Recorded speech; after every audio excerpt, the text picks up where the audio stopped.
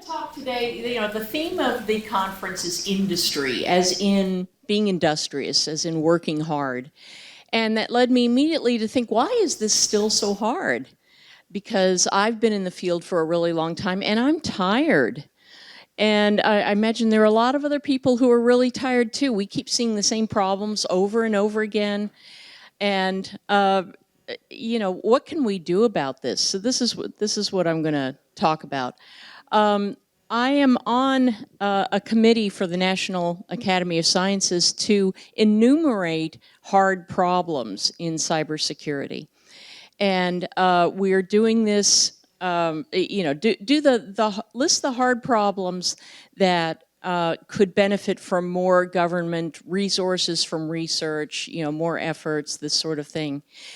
And I can't talk about what is in that report until we deliver it to the White House, which we're supposed to do like in December, but then it'll be public and everybody will see it. So first of all, I don't want anything that I say today to be construed as an opinion of the committee or of the academy or a preview of what's in the report or anything like that. These are just my opinions. But what I can do is talk about the last time somebody tried to do this. They tried to list the hard problems in cyber, and this was in 2005. So we're going to take a look at that list, and I want you to think about whether any of these look familiar. And I'll give you a second to take this in. This is the list that they came up with. Now, a lot of these are very technical, very, very theoretical, and we've kind of broadened scope since then. But, we've got, can everybody see the slides okay? Just checking. We've got identity management. Does anybody still think this is easy? Insider threat, gosh, when did that come up? Availability, building scalable systems, attack attribution. So let me see a show of hands. Does anybody here think any of these problems have been solved since 2005? Got worse. Yeah, exactly. And in fact, it's gotten harder. All of these have gotten harder due to increasing complexity, very complex, third-party involvement. The cloud just made everything more complex. You don't have everything running on a box under your desk anymore. And that is, just governance, everything, technically, everything is more complex. We still have really old technology that works just fine, so we're going to keep it, like mainframes. Anybody here still work with a mainframe? Yeah, no, you all are too young.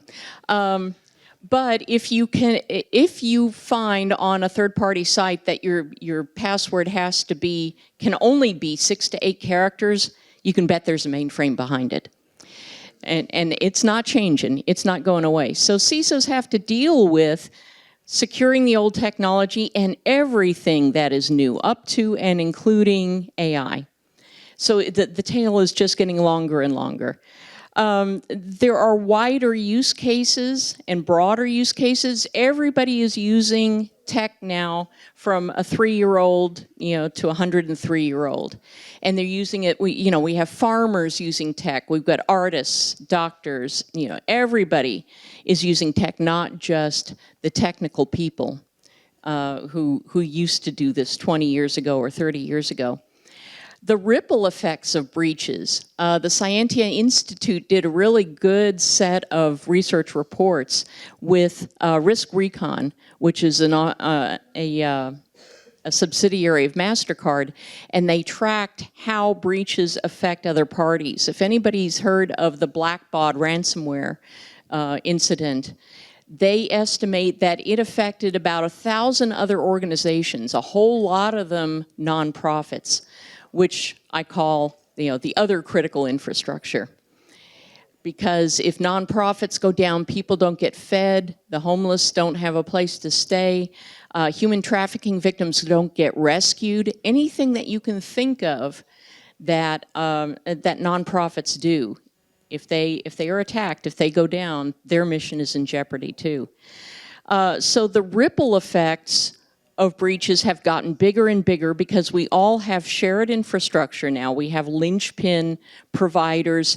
If you hear about US East 1 going down, that should strike fear into your heart. We never had to worry about that before. And the monetization of data, and yes, ransomware is some of that, but also just advertising data, monetizing that now. Everybody's selling it, and now selling that data for AI training. That makes securing it a lot more complicated. And the kinetic effects of cyber attacks, and I'm not just talking about drones with flamethrowers, although that's pretty cool. But because we're using this tech everywhere, if it's attacked, something goes down. Ask the Lumen guys sometime. What happens when 600,000 routers in the rural Midwest go down and get bricked in the middle of harvest time? So all of that, yeah, it's not good. It's not good. And the problem is we're still doing the same things to solve these problems. We're still addressing them in the same way. And personally, I look at something, and if I see, it's been 20 years and it's not working, why are we still trying this? Isn't that an indicator that maybe we're doing the wrong thing? Maybe we're approaching it wrong, we're thinking about it wrong. So, what is this the year of X509 again? Some more. We started this like 30 years ago. It's still there. Awareness training. I have a bug about awareness training. I'm sorry, Jeff, but this is a problem. I'll talk about that. More security spackle, what I call it, on top of gaps in the systems, and security built by non-practitioners. And also, why are we telling everybody that you're on your own? You have to secure yourself. That's a pretty fundamental assumption that may be really wrong. Although, it's the sort of thing that we tend to do in the US because we feel like everybody should be pulling themselves up by their bootstraps, which, by the way, in its initial incarnation as a phrase, it meant trying to do the impossible. Pulling yourself up by your bootstraps, you can't do it.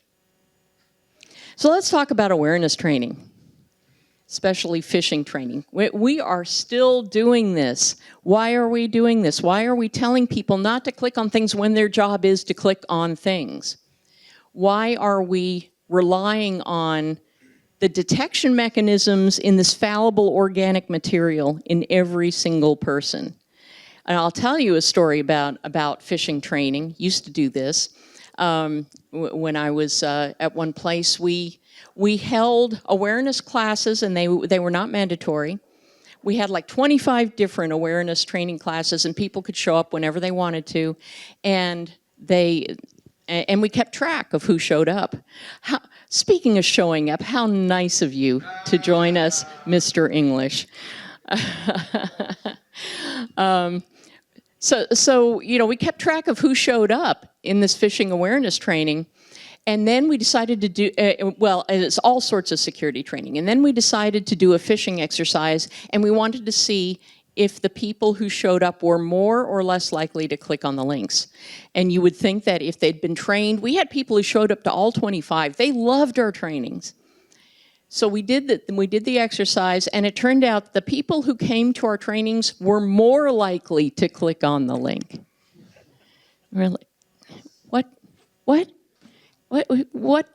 So the only thing that we could figure out is that the people who showed up really loved security. They loved us. They wanted to help us and everything. And the phishing email said, we need you to help the security team here. Go to this site, click on this link, and put in your password so we can see if it's strong enough. And they said, yes, we're going to do this.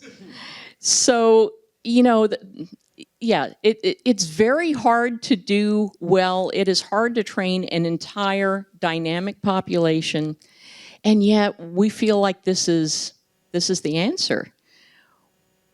And why don't we just design things so it doesn't matter if they click on the wrong thing? Could we do that?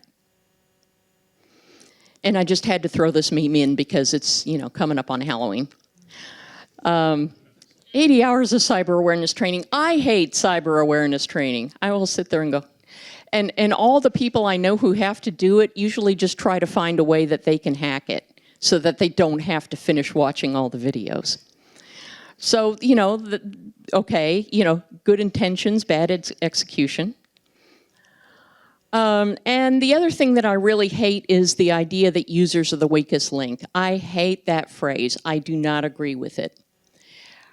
People are not, they are a fluid and dynamic attack surface, it's true, but they are not the weakest link. People can be your best asset when you are trying to do security. If you can train people, we actually determined this with some research that we did on security outcomes. And we found that those who had done role-specific training, security training for their people, had better IR programs. And so if you teach somebody, look, you're in this role, these are the sort of things that you can expect to see if there's a sort of attack. These are the things we need you to report. Here's what we'd like you to do about them. And here are the decisions we're going to trust you to make in your role if you see something like this. Then you have a whole bunch of threat intel just sitting in your organization. And I can't tell you how many times somebody's come into my office and closed the door and said, you know, there's something I think you should know. And that's how it starts. So people are your greatest asset if you treat them that way. Now let's talk about security spackle. You know, somebody asked me one time if I could go back in time and change something about the development of the security industry. I said I would do away with the person who invented antivirus. Because their answer was, oh, yeah, this is, you know, exploiting this vulnerability. Let's just write something else to sit on top of it. Let's not fix the actual code. Let's not fix the actual vulnerability. So the whole industry, a billion dollar industry now, is all built of putting things on top of other things. And it's getting ridiculous. When I was an analyst, you know, I would see all of these vendors all trying to be the top layer of something, one pane of glass, and this. When it got to the point where my colleague Adrian Sanabria saw a product that he started describing as a SIM for your SIM, I said, okay, that's it, I'm out, I'm done. So just doing, and we never retire any of these layers either. We just keep building more and more. Sometimes these bits of functionality get acquired and maybe kind of integrated into another vendor's offerings. Maybe they don't, but it's all piecemeal. I did a survey once and asked professionals, I said, let's just say I'm a CISO and it's my first day in a 1,000-person organization that has never done security before. What should I buy? That's it. What should I buy? And some people named like 4 different technologies as a minimum baseline. Some people named 31 different technologies. And you can bet that the people who answered that were people at banks, because you can afford to buy one of everything. Michael Dell actually told me that they have like 75 different security products in their portfolio. And I've done workshops on how do you consolidate, how do you retire some of those. So we're creating a lot of the complexity ourselves. The other thing I really hate is vulnerability management. I just call it scanning and scolding, because it is really easy to go through and say, oh, you missed a spot. So, you know, apologies to all the red teamers out there, I'm sorry, but that is the easy part, figuring out how to break something. Now, figuring out how to fix it or build it securely in the first place, that is a real challenge. And I would encourage you, if you know, as you think about your next career moves, please try to work on that side, because almost all of the products that I see are built on doing the things that are easy to detect, not easy to remediate. If you can figure out how to remediate something, not automatically, because nobody will trust that, but if you can figure out how to solve the remediation problem, then you will get, well, a personal Nobel Prize from me, at the very least. And then talking about patching, I cannot tell you how many researchers who have never actually tried to defend an enterprise just say, just patch. Why don't they patch? They need to patch faster. What if you can't? What if you cannot patch? This is an actual picture of some of the infrastructure that I have in my old house in Austin that my husband set up. Look at this guy. Look at this yellow guy right here. You see how, you know how old that hardware is because of how yellow it has gotten. And you know, there's just all, and it's just piled up. There's just all sorts of stuff. There is old stuff in everywhere because it is still working. A lot of people think of tech as furniture. They will buy something, and as long as it continues to work, you know, they're not going to swap out a chair every year just for security reasons. I mean, ask the Black Lotus Labs, Lumen guys, what happens to a small office, home office router when it goes out of support? Better yet, just go see their talk at 1 o'clock. Yeah, those Soho routers can be taken over entirely by the bad guys for nefarious purposes. And in a lot of cases, the users are not going to notice because the router's still working. It's working just fine. Why would they care? But they cannot patch if those routers have been declared end of support or end of life by the vendor. They're stuck unless they buy another piece of furniture, which to them is furniture. We're going to have to buy another. Why do we have to buy another one? This one is working fine.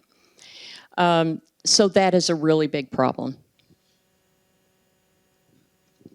Now, security built by non-practitioners. This is something else. We have a whole industry of people who professionally build things, but they build based on what's going to sell as opposed to what is actually going to work. And this is, I'm going to illustrate this with an example.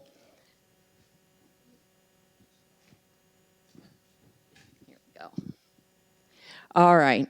Has anybody seen one of these before? I have a picture of it up here in case you can't really see. This is, in German, this is called a Latthammer. And it is, this belonged to my father-in-law. And yes, you can build these sort of things, but I'll tell you that I sat on YouTube and listened to a whole YouTube in German by actual workers and carpenters who reviewed the make and the different brands and makes of this kind of hammer. And they talked about things that you would not intuitively know if you were not a carpenter or a roofer, because that's what this is used for. So I'll tell you a few things that I learned about how this is used. So this really scary looking part, this is for people who come in late. No, this is used by roofers. First of all, this pike, this point right here is used to put holes in slate tiles so that you can then hammer them in. Using the wrong hand. So that you can hammer them in. It is also used to, if you are working with wood, and let's say one of your hands is busy, you can grab the next board, wang this in here, and pull the board towards you by just whacking it in there. Or if you need to park the hammer for something, because you need both hands for something, you can just wang it in there and park it in the wood. But another thing I learned is that doing that, parking it, leaving it parked in the wood is also a sign for, I'm going to take a break now, I need a beer. You want to come join me? So, and other things, you might notice the channel at the top. This is where you can put a nail and set it. The newer hammers have magnets for this. So you can set the nail and then start hammering it. Again, if you're holding something with your other hand, you only have one hand free. The head, as you can see, is squared off. This is so you can get it into really tight corners. And it is also textured so that it is less likely to slip off of the head of the nail while you're hammering. But wait, there's more. They talked on and on about the weight of the hammer, where it balances. Let me see if I can balance this guy. It's important where it balances, what it's made out of, because if it is too light, first of all, you're going to get tired if you're doing this all day, because you can't use the weight to help you if there's no weight there. You don't want it to be certain materials that will transmit vibrations when you're hitting something, because that can also be bad for your arm. And then the grip is really important, what it's made out of and how it handles when you are sweating or when you are working in the rain, when it gets wet. And then also the neck right here, they talked about how important it was to keep in mind that when you miss, and you will, if you hit this part of the neck, it should not get damaged enough so that eventually the head of the hammer just falls off. So all of these things are things that carpenters know, that tool makers don't necessarily know. And this is the problem with our industry, is that just all these use cases that I talked about right here, this isn't even all of the use cases for any given product. And if you are a vendor and you just send out a survey to your users, first of all, surveys are really hard to get right. But secondly, they have to be short because people don't like filling out long surveys. So there's only so much you can ask them, and it will be tainted by what you understand about the use cases of what you're making. And so you can't just go ask your customer base what they need and then build it if you think you can sell it, if your VC or your investor thinks that you can sell it that way and you can make money. There are lots of things that you have to intuitively know as a security practitioner who is trying to do this in the wild. It's not just about the tool. So speaking of what's going to work, do we even know what works in security? We don't really know. I've tried to do some research into this. How do we get the security outcomes that we would really like? What kind of practices lead to that? But we don't really know. What we do have, or what we have had, are labs that try to test very narrowly scoped use cases to see if a tool does what it says it's going to do. That's not whether it's going to work. It's just whether the tool does what it says it is going to do.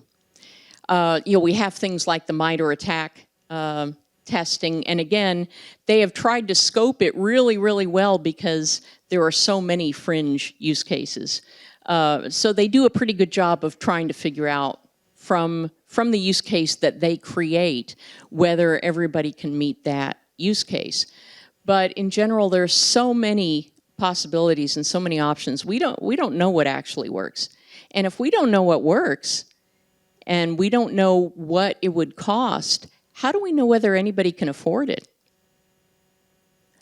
So this is another theme that I am big about, which is why it's so complex for organizations to be able to defend themselves. It's not just budget, although budget is a really big part of it. There's also expertise, which is not training. Expertise is the experience and the skill to know what to do with something that you haven't seen before, which, let's face it, is our life every day in cybersecurity. It's like, that just happened. Okay, what do we do?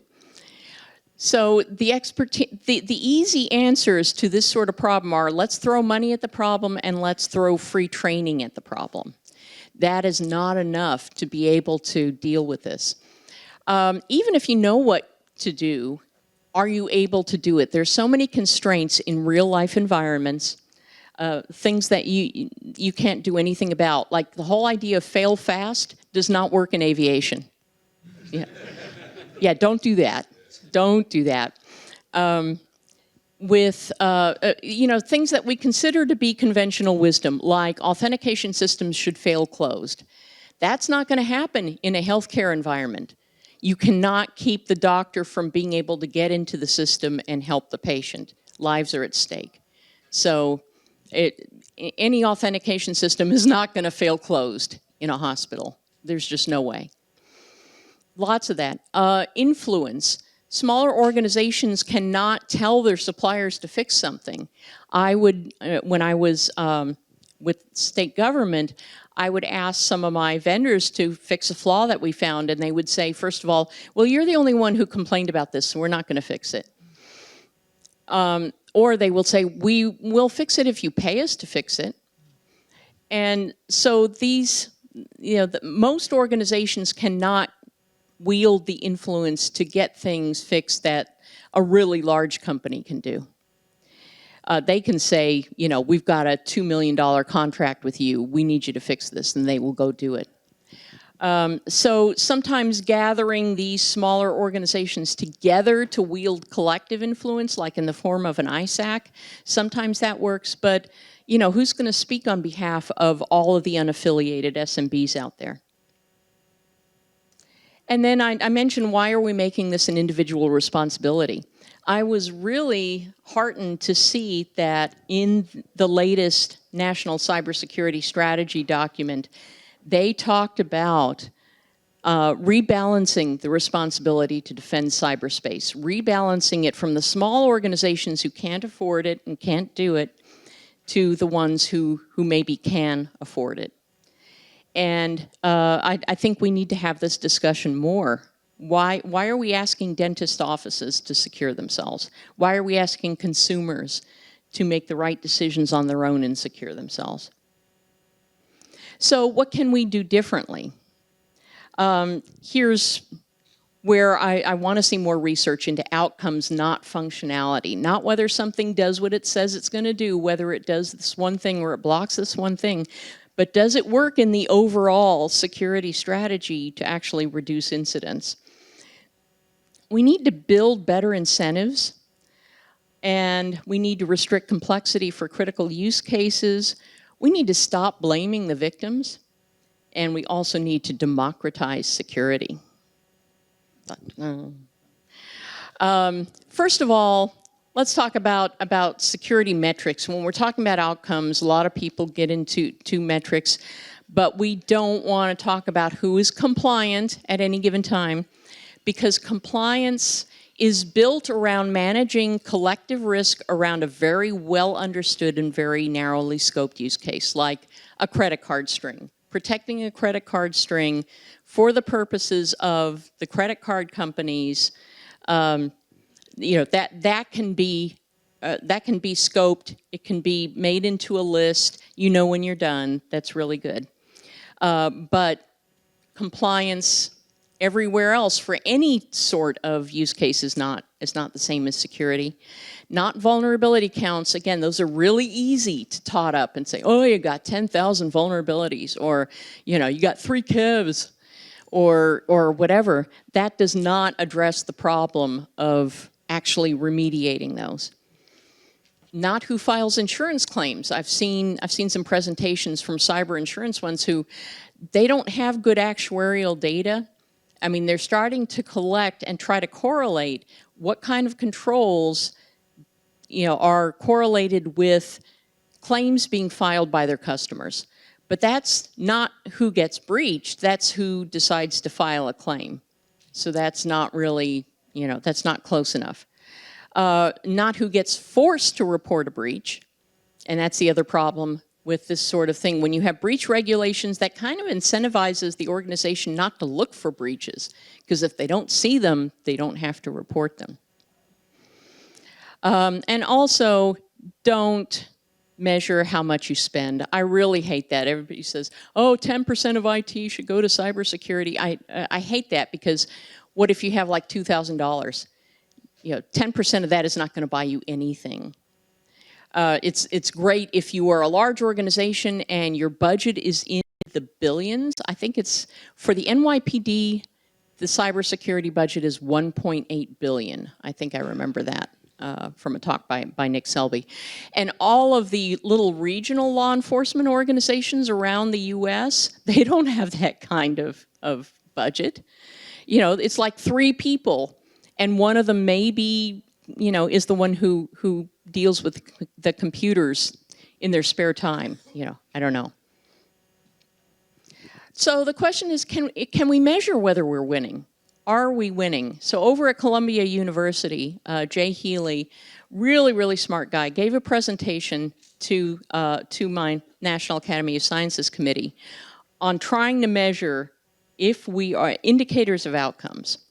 And he talked about a whole lot, but some of the really interesting questions are things like, what might you expect to see if defenders were successfully disrupting adversaries? What would that look like? So you might look at the threat actor operations, like if there's a rapid change in TTPs, they've had to move on really quickly because we react really well, and so it doesn't work for them anymore. They might shift to harder TTPs. They might have to redo their infrastructure. You might see an increase in number and price of O-days because it's getting harder to use the traditional, really old vulnerabilities that we still see. Longer attack chains and so on, better attribution. Or if we look at the threat actor ecosystem and their organizations, maybe smaller groups would be driven out of business. Maybe we would see struggles to find new talent, degraded trust between these groups. And those are pretty hard to just tick up by themselves. But he argues that if you put these together, they might, they might give us an indication of whether we are actually winning against these threat actors. Another thing that we need to do is to build better incentives. Right now, incentives will either be driven by public relations. Do we have to report this? Do we not have to report this? How do we deal with our customers if we have a breach? And most organizations are not incentivized to prioritize security over their business objectives, which is reasonable. But we have to find a way to make the incentives as compelling for security as they are for their businesses. Or we change who's incentivized. We say, okay, you're not in charge of this anymore. We're going to put it in charge, we're going to put these people in charge of it because they will be incentivized differently to make this happen successfully. And we want to mitigate externalities, like I talked about the Blackbaud ransomware attack that affected 1,000 organizations. That research that I quoted from Scientia also determined that there was some large number of organizations that were affected by the breach that, even though it wasn't their breach, but they still had to pay the costs of the breach. Again, even though it wasn't their breach, they still had to pay for it. So that's a big problem. And so this sort of thing is social engineering. And again, if you're a red teamer, I'm sorry, not that excited by that kind of social engineering. If you trick somebody into clicking on something, that's not hard. Yeah, that's not hard, Jeff. If you train 1,000 people not to click on links, that's harder. If you manage to design and build a system where it doesn't matter whether they click on a bad link or not, that's even harder. So doing social engineering, getting a group of people like your business departments or whatever to work together with you to secure something, that is real social engineering. The CISOs have the toughest social engineering job. And then take that up a level and try to implement security regionally, or on a statewide basis, or a national basis, or a global basis, trying to figure out how to build in the right economic and business and legal incentives to get a certain effect. That is masterclass social engineering. So I would also encourage you to get into policy because they really need you. Let's restrict the complexity. A lot of people are not going to like this. Right now, we don't have a manufacturing model of software development. We have an artistic model. We have a literary model. We have people are writing their own stuff, and oh, yeah, I know that's out there in open source, but I want to do it my way. I want to do it this way. We maybe have to stop that for critical infrastructure and for anything else that's really critical. We have to say, look, you can't play around with this anymore. I'm sorry. You have to do it this way because this is the way we know it works. whether it is like civil engineering, building codes. Those are, we know what works, you have to do them that way. And so we may have to step forward and say, here's, classes of software that you don't get to reinvent anymore. We don't care if you have a nice new shiny function attached to it. We don't care, we're gonna, you have to use the components that we have already tested and that we know work. And that's gonna make a lot of people sad, because Silicon Valley's all about innovation, and everything has to be new and fast and coming faster and faster, and look at this, and let's sprinkle some AI on everything. But we have to say, look, you gotta stop, okay? Really, dude, you have to stop. Let's stop blaming the victims, because it really comes down to design. And if you recognize this photo, yeah, you get another prize from me. There is so much that has been designed on the assumption that the only people who use it are geeks who already know everything about the underlying technology. We need to be designing better for the broader use cases so that people don't have to know what they're doing when they use it. They can just use it. So chances are, if something is vulnerable, if it is written in a way where the user can't automatically do the right thing, or they have to work really hard to do the right thing, that is bad design, and we need to get much better at that.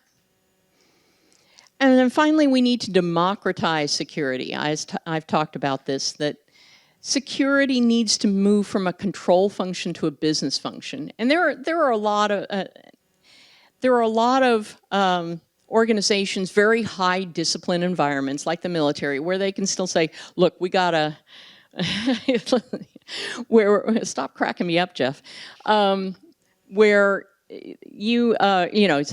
this is what you have to do, you must follow this, there will be consequences if you do not follow it, where your employer tells you what to do with their data, whatever. But if you are, a kid in kindergarten, that sort of control organization is not appropriate. We need to be teaching everybody how security can serve them, what it can do for them, not, oh, well, we told you you have to do it this way, so you can't do this. My daughter, when she was younger, came to me, and I never used parental controls. My daughter came to me one day and she said, I need you to help set the parental controls on my phone. And I was like, honey, why? And it turned out she wanted to enforce her own study time.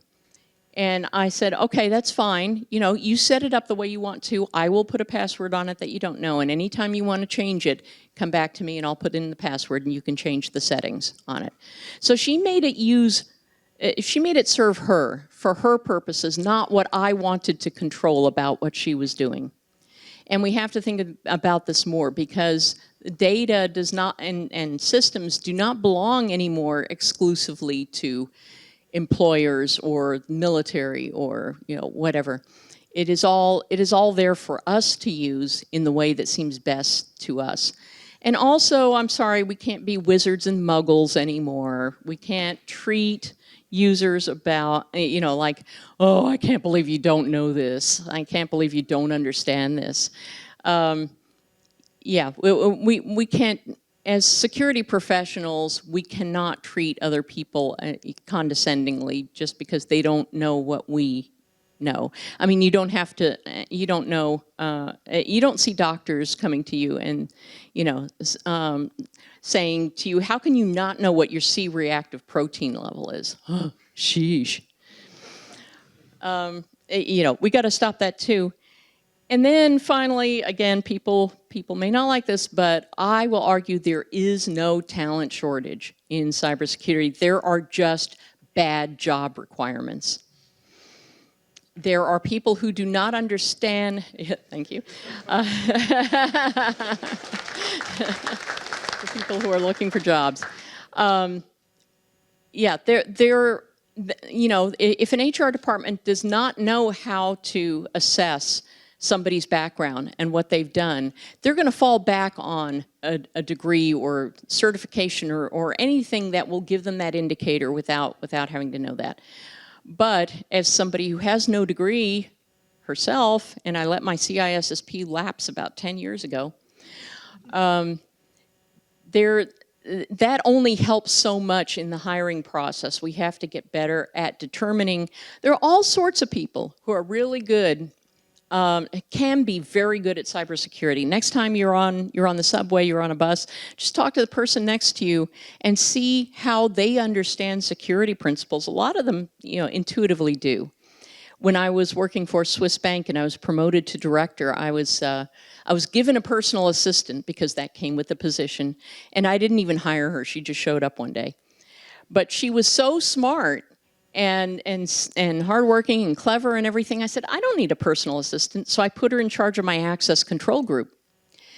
That was 25-ish years ago, and today, last I looked, she was running a group of global CISOs for Standard Chartered Bank. So she did the rest herself. I just, put her at the beginning of the shoot, and she just, did everything else herself. Lots of people can intuitively understand, once you give them time to think about it, what the security principles are that we need in order to design good security. Sometimes it's your kid who's trying to get around your firewall. They learn how to be a hacker that way. Okay, that's good, but it's better if you co-opt them and say, help me solve this problem. And once you include them in that, they will get better. So yes, if you are really bringing in people with potential, or you're developing employees within your organization, training them, all of us have to learn this stuff. Every day we are at the same starting line, running off to try to figure out the next big problem, or the next bunch of little problems that haven't been solved yet. So we are all learning. Pick people who know how to learn, not necessarily the ones who worked with Windows NT. Nobody cares about that anymore. So what you can do is question all the assumptions. It doesn't matter what position you're in or where you are in your career, or if you're a student, question assumptions and going, why are we still doing this if it's not working? Maybe that's an indicator that we shouldn't be doing this way. Also, share your knowledge, whatever knowledge you have, and share the responsibility. Encourage and recruit people around you to help make security decisions. One of the best things that you can do is not just do diversity and equity and inclusion. That's just inviting somebody into the conference room. You want to help them learn leadership by saying to them, somebody comes up with an idea and you say, okay, let's try their idea. And we'll put them in charge of, if you have any questions, go to this person when you're trying to do this. Help them start to lead, even if they're not in a leadership position, because again, we all have to learn this to, at some point. When I was first promoted to a manager, it was a surprise to me. They just announced it in a reorg presentation. And I had to turn to my colleagues and say, I'm sorry, I didn't know. But I did not have any management training. I had to figure out what I was doing, and I made a lot of mistakes. But everybody should have a chance to learn what it is to lead, no matter where they come from. And especially, their background may contribute a lot to understanding the problems that you're trying to solve. And then finally, you need to stop listening to me, because I am old enough that I may have created some of these problems, or the people I worked with may have created some of these problems. We're not necessarily the right people to lead you back out of them. So I'm going to hand this over to the rest of you to take over here, because it's in your hands. I'm tired. It's in your hands. And hopefully we will get to that hallowed place where we can play security on easy mode. Now, I hope I've prepped you adequately for this long day of opportunities, that you're all ready to seize them. Are you ready? Yes. Are you ready? Yes. Well, then let's go.